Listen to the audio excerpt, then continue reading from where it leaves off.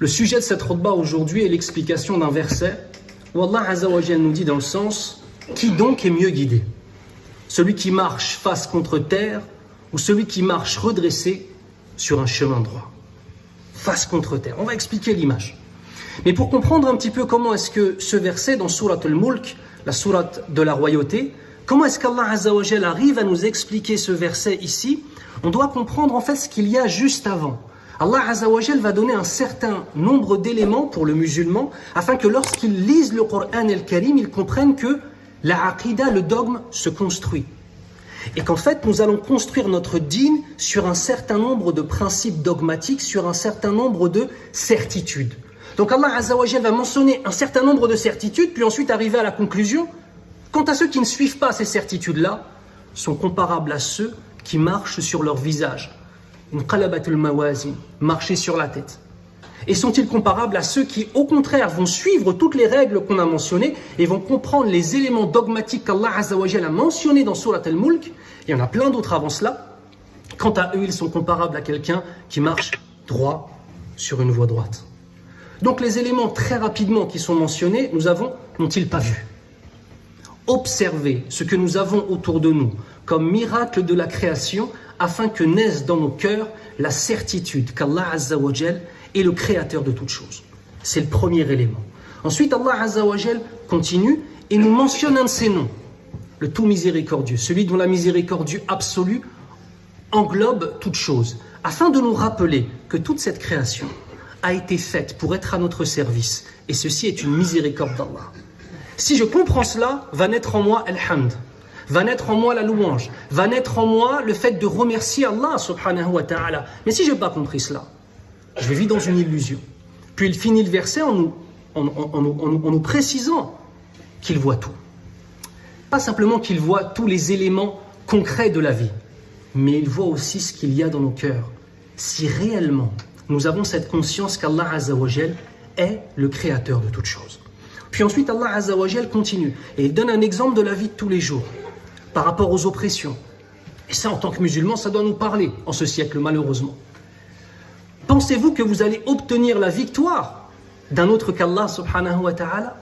Donc ici, si vraiment on a compris les éléments dogmatiques dont on a parlé, même dans notre façon de nous diriger vers l'adversité ou même vers l'ennemi, nous allons toujours garder à l'esprit que c'est dans la droiture qu'Allah Azza wa Jalla nous donnera la victoire. Et que plus on s'éloignera d'Allah Azza wa Jalla, plus la victoire ressemblera à un amas de fumée éloigné que l'on aperçoit à peine avec notre œil, sans pouvoir jamais s'en rapprocher. Et c'est exactement la situation des musulmans aujourd'hui. Puis ensuite, Allah Azza wa Jalla nous dit et nous explique que ceux vraiment qui ont la certitude que la victoire n'est pas avec Allah, mais au contraire, à l'opposé d'Allah Azza wa Jalla, c'est le kafiroun, ceux qui renient la mission prophétique de Mohammed sallallahu alayhi wa sallam. Et il va nous donner le résultat de leur vie. Inil kafiruna illa fi ghurur. Ils vivent dans l'illusion éphémère. Donc nous, on doit regarder ces versets et se poser la question, est-ce que moi, dans la description qu'Allah Azza wa Jalla fait, je ressemble plus à la description des croyants ou à la description des incroyants? Puis ensuite, il donne la notion du risque, qu'Allah Azza wa Jalla donne tout, pour pouvoir continuer dans notre vie, pour pouvoir construire notre existence. Et si Allah Azza wa Jalla arrêtait de nous donner la santé, et puis dans la fin de Surat al-Mulk, qui va parler aussi de l'eau, s'il arrêtait de nous donner l'eau, on n'aurait rien. Il met cela en évidence pour nous montrer annana al-fuqara. Ya ayuha nas, antum al-fuqara ila Allah.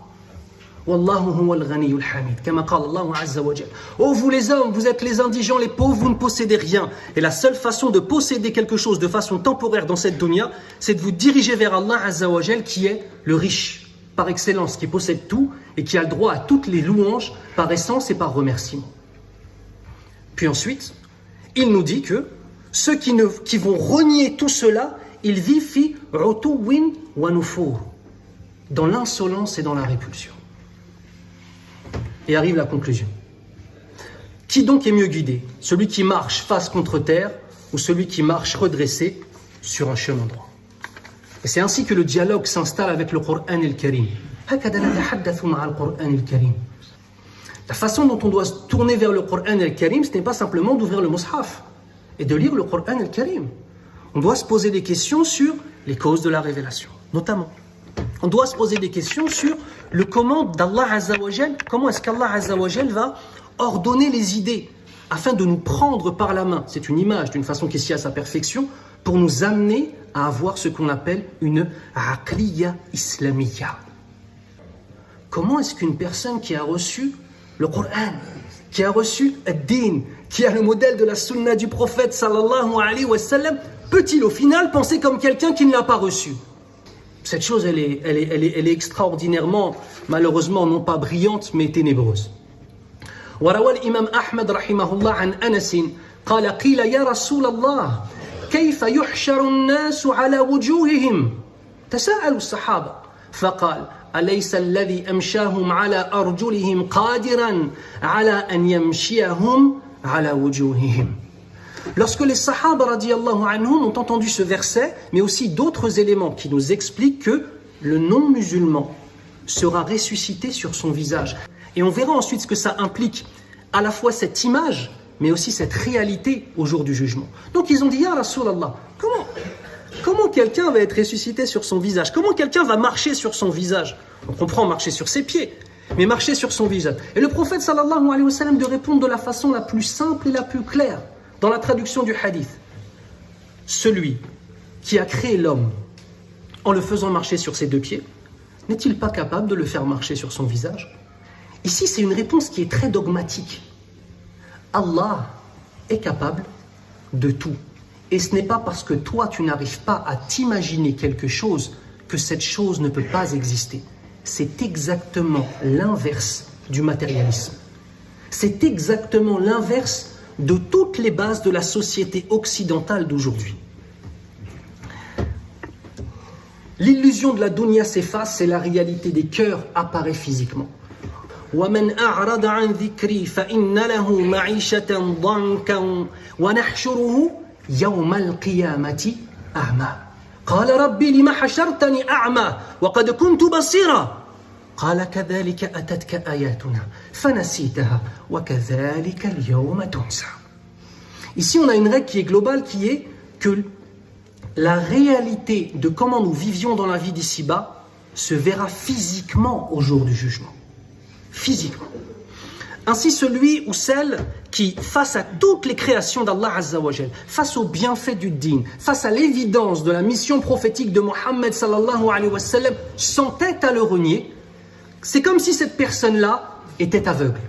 C'est comme si cette personne-là marchait sur la tête, en prenant ce qui était bon pour elle ou bon pour lui, en le détestant et en le rejetant. Et ma'al asaf shadid, ayyuha al-muslimoun, ce que je décris aujourd'hui ne s'applique pas juste aux non-musulmans. Il s'applique à une bonne partie de ceux qui disent la ilaha illallah, qui marchent sur la tête. Et bien de la même façon que l'on marche sur la tête, mais on arrive à le cacher. Et on arrive à l'oublier. Parce que les gens autour de nous marchent aussi sur la tête et on a l'impression que c'est devenu normal. Eh bien, Yawm al-Qiyamah, au jour du jugement, ces choses qui étaient symboliques et métaphoriques dans nos cœurs deviennent réelles. Ainsi, on est ressuscité, qu'Allah nous préserve, aveugle. J'ai cité le verset en arabe juste avant, où Allah Azza wa Jal nous dit dans le verset, et quant à celui qui se détourne de mon rappel, de la ilaha illallah, vivra une vie complètement serrée et malheureuse. Et nous allons le ressusciter au jour du jugement, aveugle. Et il dira, Ya Allah, j'étais voyant dans la vie d'ici-bas. La base, c'est que je vais être ressuscité sur ce sur quoi je suis mort. Si j'étais voyant, je suis ressuscité voyant. Et tu me ressuscites aveugle. Pourquoi est-ce que tu m'as ressuscité aveugle, Ya Allah? Allah Azza wa Jal lui répond dans le sens du verset, de la même façon que nos versets t'étaient amenés et que tu restais aveugle à la réalité de ces versets, eh bien aujourd'hui tu es ressuscité aveugle et tu es oublié comme tu as oublié le droit de ton Seigneur. Il y a tout un tas de choses comme ça en fait, de la réalité des cœurs se concrétise au jour du jugement. Vous savez pourquoi? Il n'y a plus de mensonge. Al-Kadhib, sahl. Le mensonge est facile. On peut mentir aux gens, on peut mentir à sa femme sur une soi-disant piété ou soi-disant droiture en étant le plus mu'awwaj de cette dunya en vérité. On peut mentir aux gens en laissant apparaître une image de droiture et de piété, alors qu'en vérité, durant toutes les nuits, on dort, jamais on se lève la nuit pour invoquer Allah Azza wa Jal. On peut faire semblant d'être touchés par la cause de nos frères et de nos sœurs qui sont persécutés dans le monde entier. Et avant toute chose, nos frères et nos sœurs de Gaza, wa nas'alullah Azza wa Jal an yarzuqahum bin nasr al-mubin ya rabbal alamin. On demande à Allah Azza wa Jal de donner la victoire éclatante, sans doute, qui ne laissera rien derrière elle, à tous ceux qui défendent la ilaha illallah sur cette terre et spécifiquement en Palestine, ya rabbal alamin. On peut faire semblant, on peut mentir aux gens, on peut mentir à ses enfants, faire semblant d'être droit. Les enfants qui sont les mythomanes numéro 1, en faisant semblant à leurs parents, vos enfants vous connaissent. Les enfants savent exactement quel code utiliser pour donner l'illusion de la piété. Exactement. Ils les ont hafad, comme la Fatiha. Ils savent exactement quelle mimique adopter, quelle petite parole donner, quel verset coranique mentionner parfois. Ils savent exactement. Ils nous manipulent pour beaucoup d'entre eux. Ils peuvent mentir. Sauf qu'un enfant, c'est un futur adulte. Et celui qui s'est auto-éduqué sur le mensonge, il y aura des conséquences. Le mensonge est un habit goudronneux qui colle à la peau et qu'on n'arrive pas à enlever. Ou bien alors on arrive à l'enlever avec des difficultés, qu'Allah nous permette de nous nettoyer, ya Rabbal Alamin. Combien de parents ont eu des... Vous savez, je vous donne un conseil. Vos enfants, ils ont les réseaux sociaux. Leurs portables, vous devriez tous les détruire. Vous avez laissé rentrer dans vos maisons des shayatines. Pourquoi vous êtes étonné que vos enfants les suivent? Celui qui laisse... On avait avant un qarin. On a un qarin, ça ou là, min al-jinn, min al-shayatin. On a inventé un nouveau qarin. Un nouveau... Il te suit partout. Et wallah, qu'il est toujours en train de faire des wasawis. Si tu veux du bien pour ton enfant, prends son téléphone, éclate-le contre le sol, ya Rabb. Éclate-le contre le sol. C'est la meilleure des choses que tu puisses faire pour lui. Elle va pleurer, elle va dire les autres ils en ont et moi pas. Et alors, les autres ne prient pas et toi tu pries pas. T'es un gharib ou t'es pas un gharib? Ma'alish. L'invisible devient visible. النفاق يرى على وجوه الناس يوم القيامة والنفاق لا يرى في هذه الدنيا. L'hypocrisie se voit sur les visages des gens au jour du jugement, alors que l'hypocrisie ne se voit pas.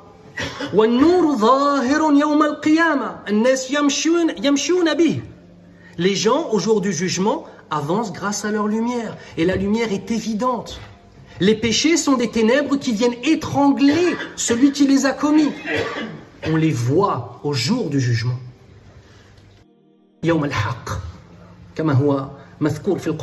Le jour de la vérité. Qu'Allah fasse de nous des hommes et des femmes qui vivent sur ce jour de la vérité de la meilleure des façons. Ya Rabbal Alamin. Barakallahu li wa lakum fi al-Qur'an al-Karim wa nafa'ani Allah wa iyyakum bima fihi min al-ayati wa dhikr al-hakim. Aqulu qawli hadha wa astaghfirullah li wa lakum wa huwa al-ghafur ar-rahim.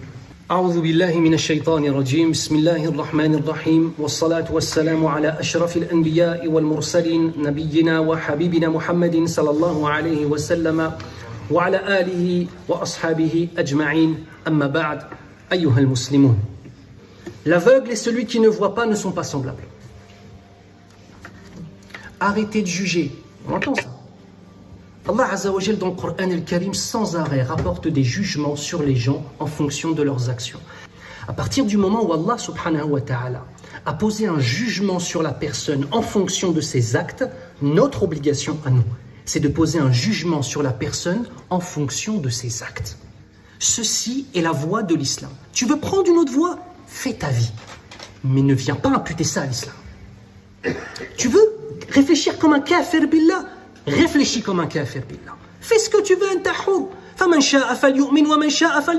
celui qui veut qu'il croit, celui qui ne veut pas, qu'il ne croit pas. Tu fais ce que tu veux. Mais ne viens pas imputer à l'islam des éléments de faiblesse de ta propre personnalité ou des éléments de la philosophie grecque ou des autres harbaqa qu'on peut entendre. Barakallahu fikum. L'histoire réelle de l'islam et la façon de penser de l'islam est présente dans les textes. Allah Azza wa Jal nous dit dans le sens: l'aveugle et celui qui ne voit pas, et l'aveugle et celui qui voit ne sont pas semblables. Ni les ténèbres et la lumière, ni l'ombre et la chaleur ardente. De même, ne sont pas semblables les vivants et les morts. celui qui est vivant sur son dîn est décrit comme Allah Azza wa Jal comme étant quelqu'un de vivant. Celui qui délaisse le dîn est considéré et décrit par Allah Azza wa Jal comme étant quelqu'un de mort. Allah fait entendre qui il veut, alors que toi, Mohammed, tu ne peux faire entendre ceux qui sont dans les tombes. Pour comprendre qui nous sommes et comprendre qui nous avons en face de nous, et savoir si nous marchons sur le visage, ou bien alors si nous marchons droit en étant sur une voie droite, on doit regarder un certain nombre de choses en nous-mêmes, puis dans les gens autour de nous. Premièrement, parmi les choses que l'on va regarder, quels sont les modèles de la personne? Est-ce que le modèle de cette personne, c'est un homme de modèle de piété ou une femme de modèle de piété et il ou elle cherche à lui ressembler, laylan wa nahara? Ou bien est-ce que les gens auxquels on veut ressembler, c'est des rappeurs ou des rappeuses, des influenceurs ou des influenceuses ou des philosophes ou que sais-je? Première des choses, qui sont nos modèles dans notre existence? Et si nos modèles ne sont pas ceux du dîn, il y a de grandes chances que les modèles de nos enfants ne soient pas ceux du dîn, illa man rahimahullah. Deuxièmement, on va regarder les valeurs. Est-ce que les valeurs que nous avons et est-ce que les valeurs que nos enfants ont sont les valeurs de l'honnêteté, les valeurs du respect, les valeurs du sacrifice pour son prochain, les valeurs de tourner et de sacrifier cette vie d'ici-bas pour se consacrer à la vie de l'au-delà? Est-ce que c'est ça nos valeurs ou est-ce que nos valeurs, c'est chercher de l'argent? Est-ce que la plus grande de mes valeurs, c'est de réussir à construire une maison à l'étranger? Peu importe que je passe du temps à éduquer mes enfants ou non. La chose la plus importante, ce sera ci ou ce sera ça. Troisièmement, la construction. Est-ce que les gens se construisent en se dirigeant vers Allah d'une façon qui s'y a à sa perfection, en regardant la personne du prophète sallallahu alayhi wa sallam et en cherchant dans toutes les dimensions de nos existences à lui ressembler? Ou bien alors en vérité c'est le narcissisme, al-ananiyya, le fait de regarder le monde autour de nous en fonction de nous. Parmi les caractéristiques du croyant et de la croyante, c'est qu'on disparaît pour l'intérêt commun. Et l'intérêt commun selon quoi? Selon ce que veulent les gens? Non, selon ce que veut Allah subhanahu wa ta'ala. Parmi les autres éléments, c'est vers quoi est-ce qu'on se dirige? Tout ce que je fais dans ma vie, c'est pour assouvir quoi? An-nafs al-ammara bis-sou, an-nafs al-lawwama, an-nafs al-mutma'inna. Quand dans ma vie et la direction que je prends, les actes que je fais, les décisions que je prends dans mon choix de travail, dans mon choix d'études, combien de jeunes ils viennent te voir, leurs parents ils ont fait le hajj 30 fois, ils sont dans la mosquée, ils mémorisent du Coran, tu lui poses des questions sur les études qu'il fait, c'est que des études qui amènent à des métiers haram. Où sont les parents à ce moment-là? Non. Pourquoi? Pourquoi ils disent rien à ce moment-là? Parce que ce métier peut rapporter de l'argent. Il laisse son fils ou sa fille faire des études qui ne peuvent donner qu'un métier illicite, dans un domaine illicite, parce que dans ce métier, il y a de l'argent à palper. Voilà la réalité. C'est quoi nos directions? On cherche à satisfaire notre Seigneur ou à satisfaire nous-mêmes? Les motivations. Est-ce que la motivation dans notre vie, c'est de takathur? Obtenir plus d'objets, plus d'argent, plus de billets? Ou bien lorsque la motivation qu'on a dans notre existence, c'est purifier nos âmes, nous rapprocher d'Allah, être là pour nos prochains, porter une véritable notion d'honneur avec la définition qu'Allah Azza wa Jal donne à l'honneur et avec la définition qu'Allah Azza wa Jal donne à tous ces concepts de valeur morale. Et enfin, al-dhat. L'essence même de l'adorateur, c'est que c'est un adorateur. Et si on s'éloigne de cette essence-là pour aller aujourd'hui vers la consommation, aujourd'hui, l'essence même des gens dans les sociétés occidentales, c'est pas d'être des adorateurs. Non. C'est d'être des consommateurs. Et pour preuve, l'exemple que je vous ai donné juste avant, des papas qui mémorisent Kitab Allah, qu'on voit assis dans les mosquées, qui encouragent leurs fils et leurs filles à faire des études illicites pour l'argent. Où est le dhat ici? Est-ce que le dhat, est-ce que l'essence même de la personne, c'est d'être un adorateur d'Allah, ou alors l'essence même de la personne, c'est d'être un adorateur de la dunya, de la vie d'ici-bas? Qu'Allah nous préserve, ya Rabbal Alamin. Demande Allah subhanahu wa ta'ala de nous faire marcher droit sur la voie droite et de nous préserver de marcher sur le visage dans cette vie d'ici-bas et donc par conséquence d'être ressuscité comme cela au jour du jugement. Allahumma hafadna min dhalik.